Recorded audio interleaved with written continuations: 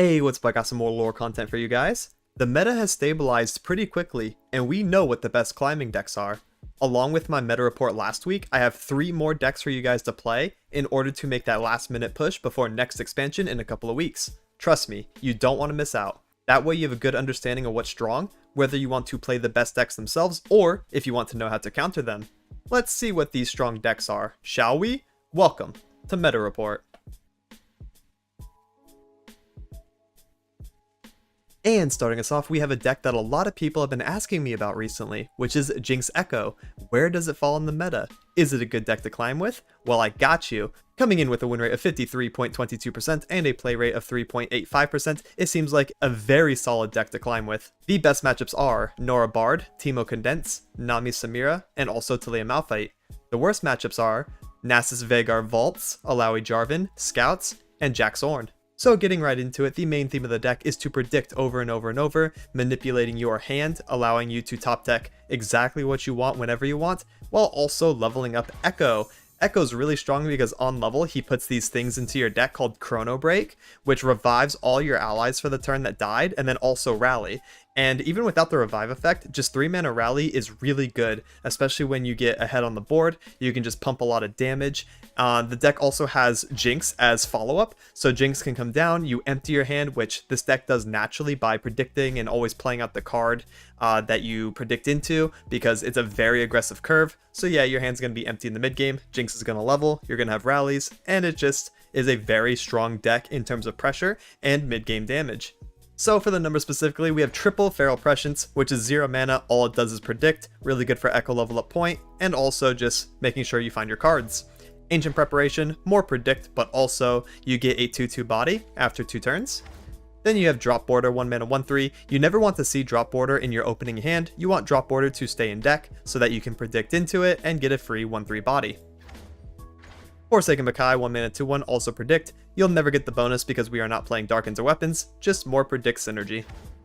Scrying Sands, yet more predict synergy. Seeing the trend yet? 1 mana burst speed predict, give an enemy -2 this round. Really nice at protecting your units that have quick attack in case the opponent like buffs something. Really nice to just like block, right, and be able to take less damage. Just a nice utility card. Aspiring Chronomancer, 2 mana 2/3, predict on a 2/3 body, really nice. Triple Mystic Shot, of course. This doubles up as unit removal and also face damage in the mid-late game. Depending on how low the opponent is, they have to respect Mystic Shot lethals. Triple Time Trick, predict and also draw for the cost of 2. 2 Quicksand, a little bit flexible. Defensive tool can also use it aggressively sometimes, but for the most part, yeah, it's going to be turning off keywords like Overwhelm, Quick Attack, things like that in order for you to efficiently block and get ahead on the board. Triple Yep Clock, 4 mana 2/2, predict and draw 1, reduce its cost. This is a really nice effect because your opponent now has to play around discounted cards, like discounted Chrono Break for 2, Jinx for 3, stuff like that. So you can definitely throw a wrench into your opponent's plans if they are trying to count your mana. Next we have Triple Ekko, who I talked about earlier. On strike, get a time trick, really strong. You predicted 4 times this game, really easy, so he can come out leveled, and then he's a 5/3. He's a little bit tankier when he's in his leveled up form. He actually dies to a lot of things in level 1, so you have to make sure you play him at the right spot in the right matchups. But yeah, Ekko comes down, levels, and then gives you the Chrono Breaks in deck. Then you use your remaining predicts to just try to find Chrono Break as soon as you can. Go wide, play more Ekko, play Jinx, attack multiple times, and just pop off. Next we have Jinx, who is our secondary win con. A lot of the times, like I mentioned earlier, we can just dump our hand, and then boom, we have Jinx level. And then if we keep emptying our hand, which should still be easy, we can deal 3 damage to the enemy nexus, 1 to enemies, get them nice and low, and then finish them off with attacks or mystics or second Jinx for get excited. Lots of good stuff like that. 2 Riot Negation, so we can stop opponents' big spells, whether it's removal or some kind of like 1-card win con. We can just turn that off and go next. And rounding us out, we have Triple Voice of the Risen, 4 mana 3/4. If you've leveled a champion, allies have 2/0. So yes, it's very easy to level Ekko. This is basically going to come out after, and then all of your 1 and 2 attack units are now like incredibly annoying because Voice of Risen is AoE buffing them. Then you attack with all of your units, including Voice of Risen. The opponent full blocks you, full trades. Then you use Chrono Break, summon them all back, and attack again with the buffs still intact, right? So yeah, you can see with this card, kind of turns on a go wide win con with multiple attacks. And it's really, really strong. Basically like Arena Battlecaster on crack. but also an aura instead of an attack effect. Really good. You can actually play her as just a bench unit and chill. So yeah, this deck is very explosive, which is pretty good theming for like a Jinx deck. But yeah, it's just going to play out very aggressively in most scenarios and pop off. And it's going to be really hard for the opponent to deal with if you get just a little bit ahead. You can kind of steamroll the game. And that's it for the deck rundown. Now here's a live commentary game so you can see how the deck plays out. And for the example game, we're going to be fighting Karma Set, also featuring Seraphine, so probably a 2-2-2 list. So basically, think of it just like Karma Set, Ionia PNZ. We're going to keep Akai, probably keep Ekko, and get rid of Voice and Ride Negation. We want just like a massive amount of Predict early, so that Ekko can be leveled right on Summon. So that's what we're going to go for. Double Yep Clock, you hate to see that. They're pretty expensive. We can also take, I mean, I'm down to just get the Feral Prescience. We just want to predict a ton. That's all we're trying to do here. Let's go ahead and attack. And then we'll Feral Prescience this turn as well. Pop. What are we grabbing? Ancient Prep, looks good to me. And just like that, once we resolve Ancient Prep and use Scrying Sands, we have Echoed level on turn 4. It really is that easy. When you can manipulate your entire hand over and over and over, it just kind of happens. Next, we're going to want Time Trick.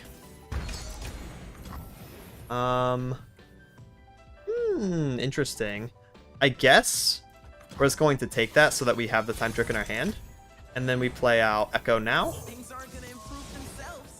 And then if they try to use Mystic, we can do Time Trick. Or High Note, same thing. So let's Time Trick, levels Ekko. Grab, I guess Chronomancer, probably fine. We want even more cheap and efficient predicting so we can get to Chrono Breaks.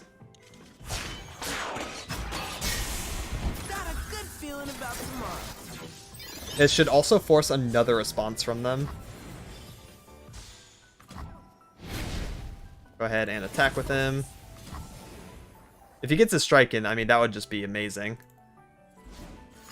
Nope, tag out. Wow, 5 mana, recall Ekko. He doesn't get a strike, but he's also safe, back at full HP. We have to worry about Set on their attack 5, so we're not going to play Ekko into him. Ideally. Maybe we don't care about Set. Set would be what, 4? We put him down to 2 with Scrying? I guess it would not even have been all that bad. Let's do Yep Clock, probably.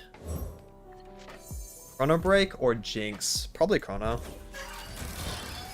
Chrono's a little insane, especially for 2 mana. Pass, yeah.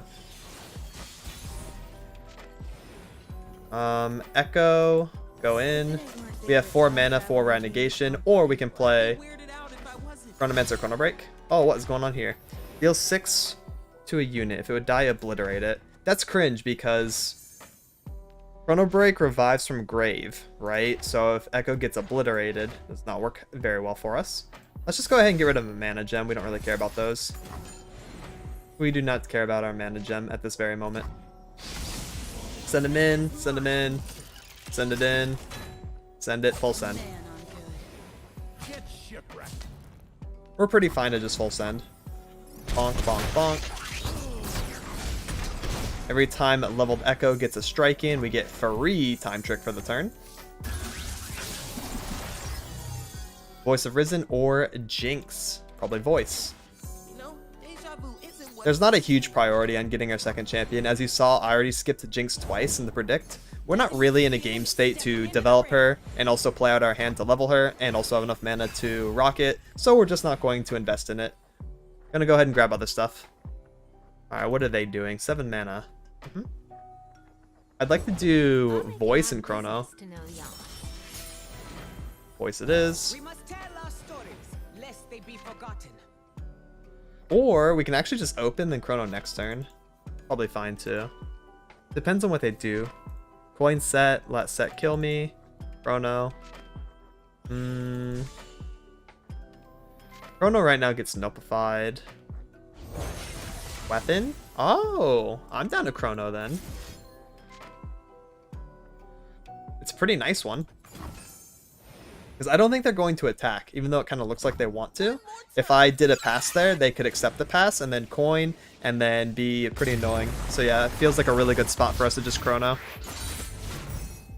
And for the next one, I'm very excited to talk about this, of course. Is that a Poro King I see? It is indeed. Coming in with a win rate of 52.05% and a play rate of 3.77%, it finally feels like the king has a throne. Its best matchups include Zombie Ashe, Viego Nora, Nora Bard, and also Gnar Nora Jhin Bandle Control.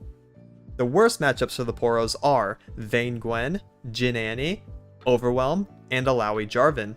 So with the recent buff to Poro King, a lot of people have picked him up and he is seeing a lot more play, and with some degree of success, which is super exciting. The strategy of the deck is to just swarm, go as wide as possible with the Poros, and constantly buff them up with Poro Snacks, and then also generated Poro Snacks from the Poro King once he levels. The early game should consist of playing differently named Poros, so that we can level him as soon as possible, and start getting very strong wide boards with multiple effects and keywords. So we have Affectionate Poro, who's a 1-mana 1/1 challenger, very good in the early game. With one snack, it's a 2/2 challenger, so you can start killing Annie for free, you can start killing 2 HP units that are like aggressively statted and annoying, and yeah, Affectionate Poro can just come in and deal with some bench units for you. Next we have Daring Poro, who's a 1-mana 1/1 elusive. Need I say more? Elusive attacker, elusive blocker, very premium keyword, so we're definitely running that. Triple Lonely Poro. Lonely Poro is sick because a lot of the 1-drops that we don't run, we can hit with Lonely Poro and make it to where we turbo the Poro King level even faster than usual. As long as Lonely hits something that's unique, that's pretty much what we're looking for, but also to refill the board and also give us just more resources. Next we have Pouty Poro, 1-mana 1/1, Empower 3, so once you get 2 snacks invested into this, it's an Overwhelm, Regen, Tough unit, very strong attacker, very strong blocker, just like a do everything. Really, really nice card. Next we have Ingvar the Younger, 2-mana 2/1, play, pick an ally, grant it, and all other allies that share a subtype with it 1/1 on board. This is not an everywhere effect, it's the current board. If you pick a Poro, all your Poros get snacked up, that's currently on the board, and it gets to keep those buffs, but that's it. Or you can also manifest a follower that shares a subtype, so you can get an extra Poro, which is really nice, but for the most part, if you're on like 2 or 3 units, you're going to be pretty happy with just the Bannermen effect. Next we have Patch Porobot, only 2-mana 2/3. While on hand I have a random keyword that changes each round. So yeah, you don't really want to play a bunch of Patch Porobots because he's a little bit more expensive, but you do want to get the unique name down, and also some of the keywords that it can hit are super cool. Triple Poro Herder, 2-mana 2/3. When I'm summoned, draw a Poro if you behold a Poro. Behold says you have to have it in hand or on board. Really easy to do, of course. What's really nice is that Poro King is also tutorable from Poro Herder because he does not specify Poro Follower, he just says Poro in general, which means yes, you can hit the champion, and that's really nice. Makes the deck a little bit more consistent. If you do high roll and play multiple Herders out, you might be able to hit the king, and that's really, really good going into the mid game. Next we have Triple Poro Stories, 2-mana burst speed. Create 3 random 1-cost Poros in hand, which is super nice. Again, just have like a bunch of differently named Poros, refill the board in case your other Poros are getting removed, buff them all up. If you've developed any snacks, these are going to come out like immediately stronger in the mid game. So yeah, the card even scales, which is really, really good. Next we have Triple Poro Snacks, 3-mana burst speed, grant Poro allies everywhere +1/+1. You want to be getting these and resolving these as soon as possible. Poro Snack really accelerates this game's game plan and pushes a lot of damage in the mid game.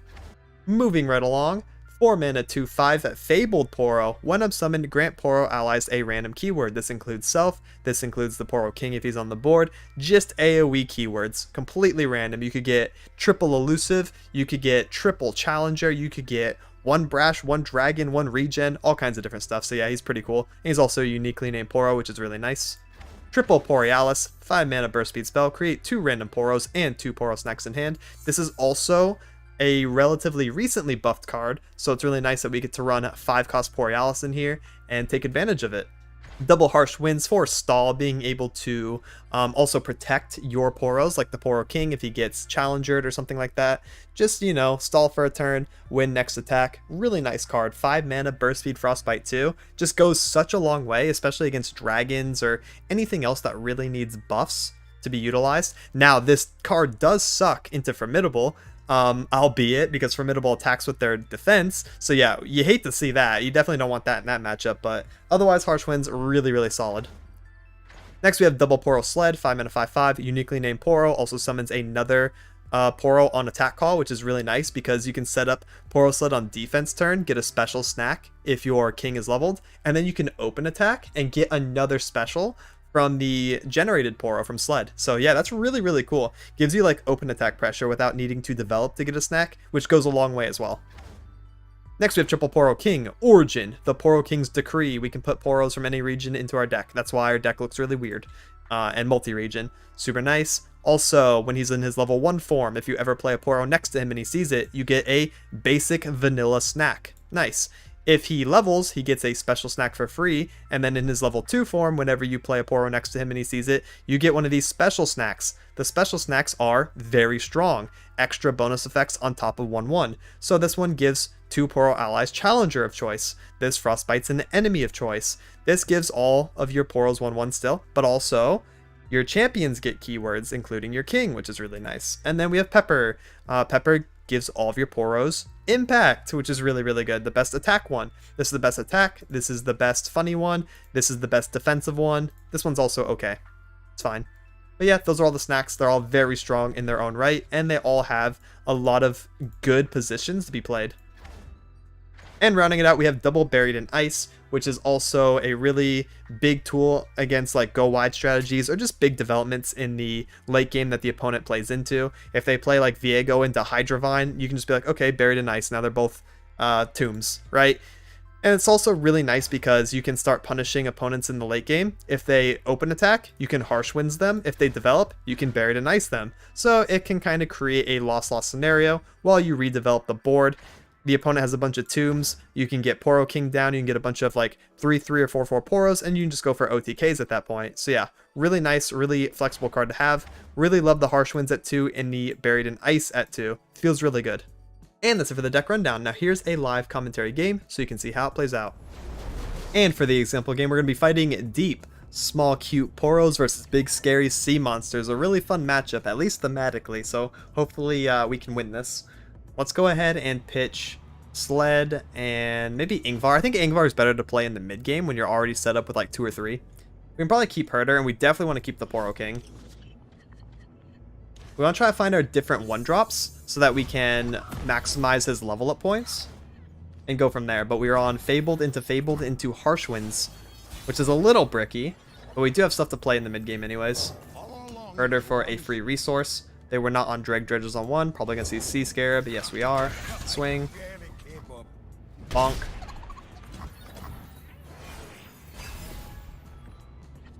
Lonely. Lonely is so good here. Double Sea Scarab, though. Holy. Only Poro. Nimble. Nice. Nimble's not one that we run. So we are going to just turbo level this guy. Daring. And Nimble. Did you get into the snacks? We could probably lead Fabled as well, just to get it out of our hand. Get some keywords going. Quick Attack Elusive, aight. Lifesteal Jubilant, yo, huge. And then Regen Fable, which is actually kind of good too. Heavy Metal. Goodbye, Daring. Swing, swing, swing. Yeah, we're gonna need the board space here pretty soon. So I'm down to even sack the lifesteal unit. Because their deck is very passive. We need to make sure we have board space so we can play out the Poro King and then also play the units next to him so he keeps giving us snacks. Poro Bot, which means we can level King on 6. We can also play him here because they're below Vengeance. Speaking of Vengeance, there goes one.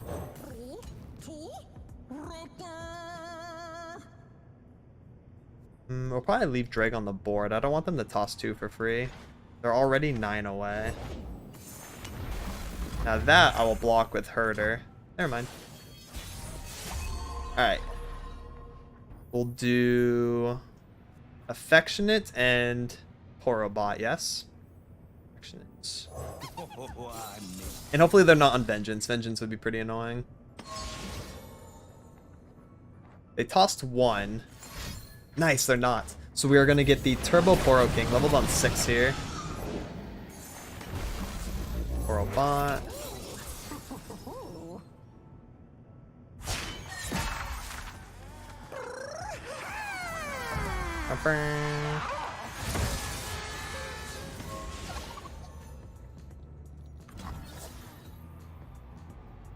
Pepper.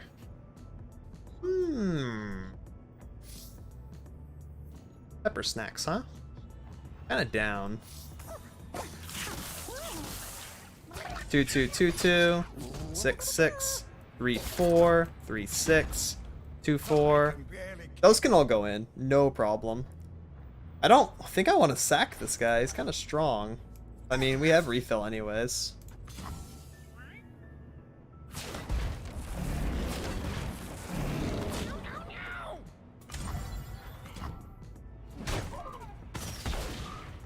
Toss 2, toss 1, and these don't even die. So they're not deep on 7 yet. Right? No. They have to play another spell. They can't just slam Nautilus and be deep right away, so that's good. Get this out. Espresso. Alright, play out another one. Because I do plan on playing Fabled. I don't think I have the Harsh Winds. I want to Fabled, then just open attack and win. Which is massive snackage. Like, look, we have so much. With Fabled, it's going to be... We have another +4 in hand for our open attack. Holy. Give our quarter. Put the treasures back in. Fabled. Espresso again. Yeah, we have vanilla espresso. Very yummy hand. And for the final deck, I have a combo machine. Akshan Samira. Coming in with a win rate of 52.17% and a play rate of 2.25%, it is definitely up there. Its best matchups include Talia Malphite, Nora Bard, Jin Annie, and also Dragons. The worst matchups are Jace Targon Invoke, Ashe LeBlanc, Jinx Cannon Discard, and also Karma Set. The main theme of the deck is to get Akshan out very early, protect him, and then also turbo level his Warlord's Palace and his Warlord's Horde, right? Get the countdowns to 0 and get the big benefits. It also has Samira, which comes out in the mid game and levels.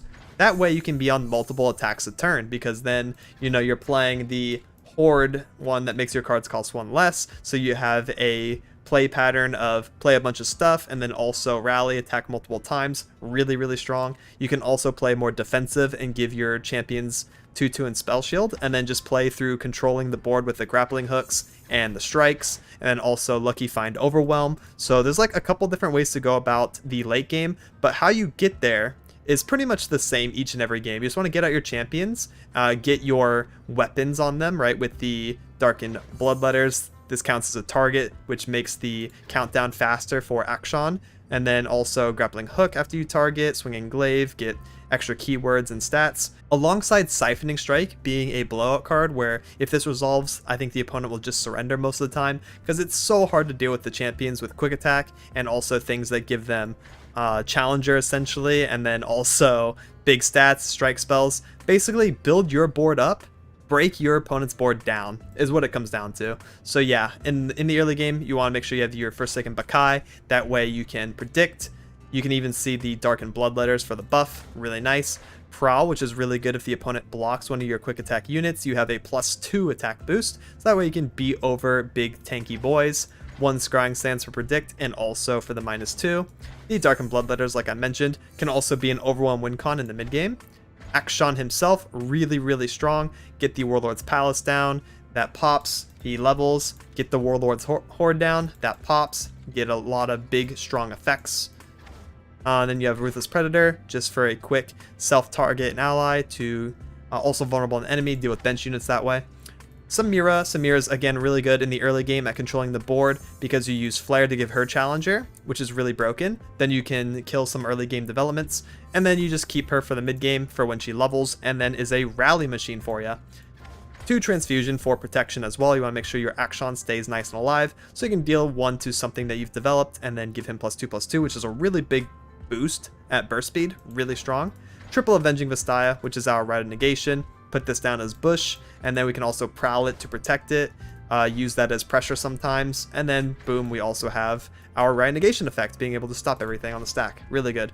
2 Quicksand, mainly used defensively, can turn off keywords. When the opponent wants to attack with like cheap elusive units, you can do that, and then you can block with Akshan, block with Samira, and get the strike effects, get the Swinging Glaive effect, which is really, really good. So yeah, Quicksand comes up quite often. We have Chamber of Renewal. When you summon a champion, destroy me to grant it 2/1 spell shield. So we can play this on 3 and then play Akshan or Samira on 4 with a really, really big boost to their defense. Grappling Hook. An ally you've targeted this round strikes an enemy. The targets are the weapon equips and also the Lucky Finds from the Swinging Glaive. All really good. And then boom, you just kill something. Next we have Swinging Glaive itself. 3 mana, 2/1 weapon. Create a Lucky Find.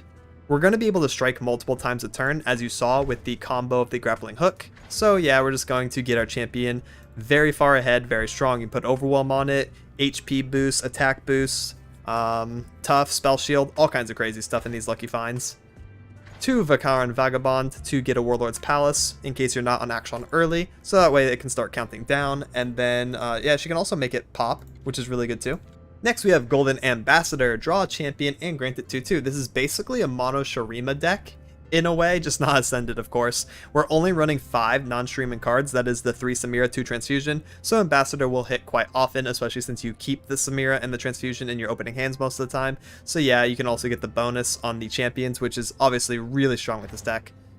1 actual Rite of Negation in case the Bush dies or we just need to do this. Nice to have in our pocket. 2 Siphoning Strike, which again, really, really good if it resolves.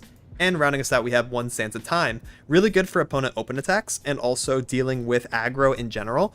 Give all enemies -2/0 this round and create a fleeting Instant Sentry. Instant Sentry is a great card because we can count down our Warlord's Palace or Horde, depending on which one we're on, by 4, which is really, really, really broken, actually. I feel like the more this deck gets refined, the more we're probably going to see Sands of Time at 2 instead of at 1. But yeah, really strong card when it does come up. And that's it for the rundown. Now here's a live commentary game so you can see how it plays out. And for the example game, we're going to be fighting Jinx Ekko, which I covered earlier. Very strong deck, of course. We have Bakai, Chamber, Bush, and Grappling Hook. I actually think Bush is good later so that we can stop Chrono Break, but for now, we'll just get rid of it. It'll probably just die to Mystic. We can also go to Grappling Hook.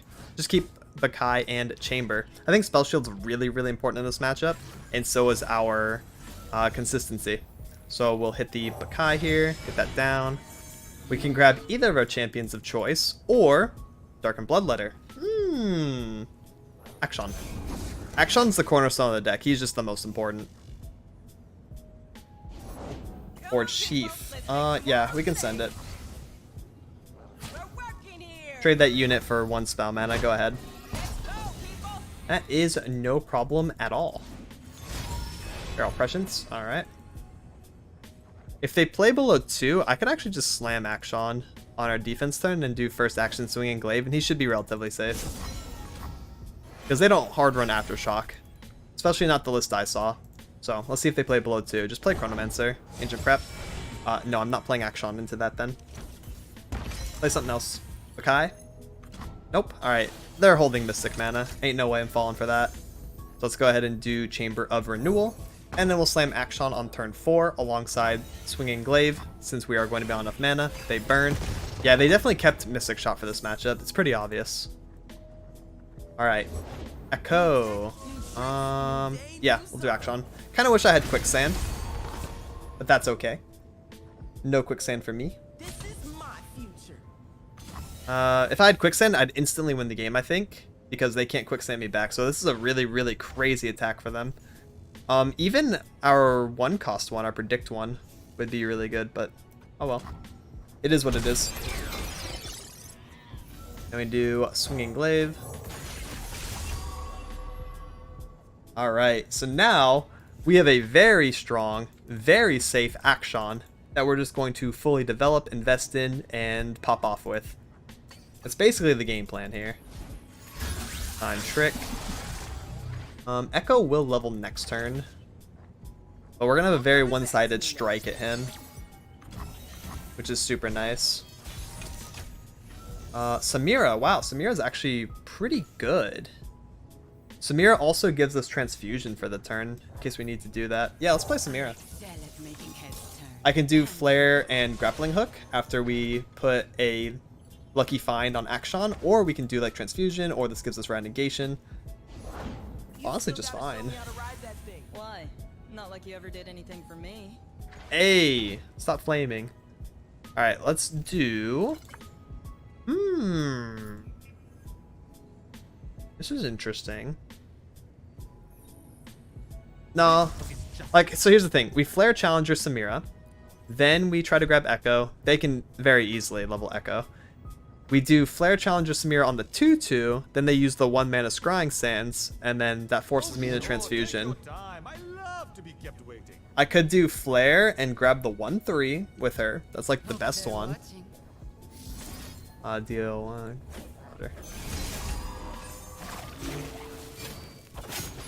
Because I do worry about scrying a little bit. I don't really care about Mystic now. Because I definitely want to commit to Grappling Hook for the turn, so I can just do a one-sided strike on that Ekko. We get that Flare back anyways, which is really nice. Because then we can use that for amping the Warlord's Palace by targeting our Samira. But yeah, there's also like no really big difference between 2 HP and 1 HP in this matchup, so I don't mind Samira going to 1. It's not like they're on Caustic or anything. Just Mystic. Alright, so let's give our Akshan. Hello, Jinx. Ooh. Ooh, tough, fearsome. 2-0. Let's do tough. Strike. I think it's actually more important to kill the Ekko than the Jinx. Low-key. Because if Ekko gets the Chrono Breaks out, it's going to be so annoying. Lucky Find, again. 2-0-1-1. Do 1-1.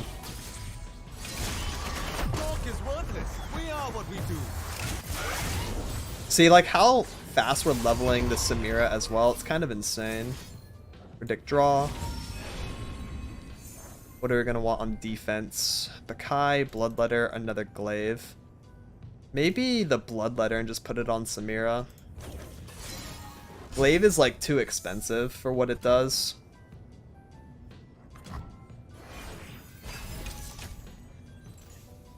Oh, we got it anyways, but yeah, still just too expensive. Girl Prescience, yeah, you can't attack with this Jinx. Like, I have you on lockdown. She cannot attack. I have an 8/6 Akshan with Spell Shield, which is a little insane. Could also do Golden Ambassador. Voice, yeah. Ekko's not leveled in deck yet for you though, so Voice of Risen's not going to work the way you want it. Just go ahead and do Bloodletter right now. Level the Samira. Just when you thought you'd seen it all. Obviously we can't rally this turn, but we can set ourselves up to next turn, so that's really nice. There's not a lot they can do about this. Not a lot at all, actually.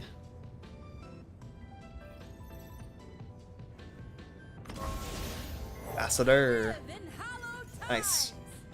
Yeah, Akshan's what we want. Another one-sided strike. Really, really broken. So we do Ruthless Predator, and then we do this, to that. Bop, bop, bop. And then also, we can attack with this. I don't really mind.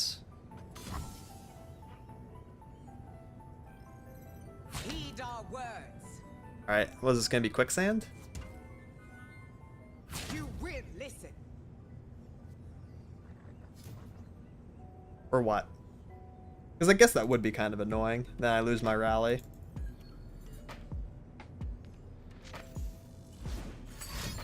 It is Quicksand. I guess I should have given her Flare so that I could grab the 1/1, which would make her a little bit safer. Although, I could just do Transfusion here. Then she lives. Which is pretty hype. Hey, it all worked out. I like this a lot.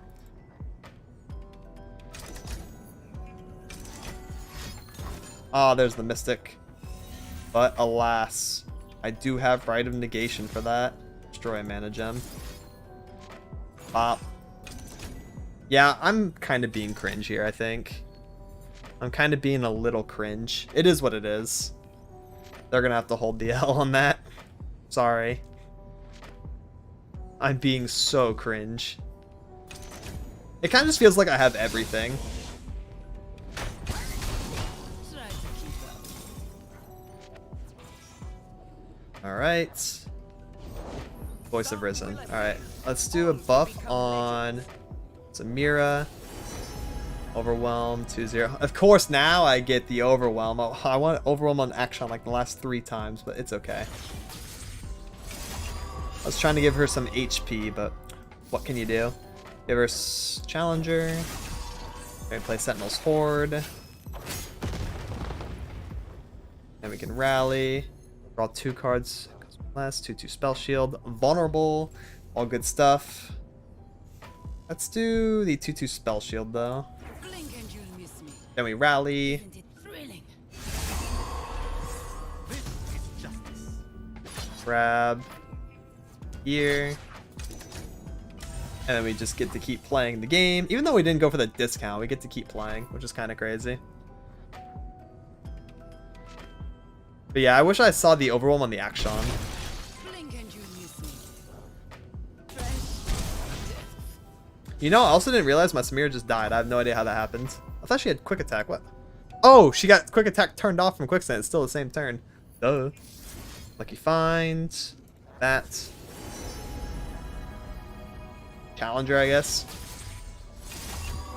It is what it is. At this point, I'm just BMing, waiting for them to FF. I'm just kind of being mean.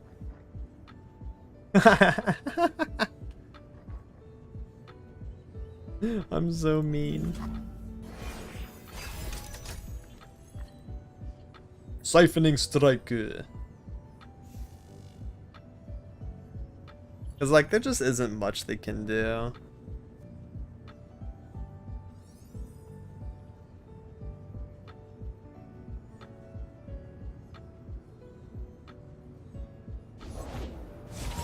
Forsaken Bakai. Right. Siphoning Strike. Bop, bop.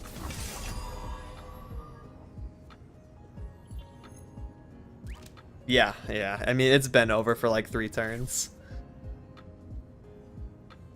Yeah, it's kind of insane once you get set up. Kind of really insane. So yeah, to wrap things up, the 3 decks I covered in last week's meta report remain the best 3 so far, which means that video is worth a watch in case you haven't seen it yet.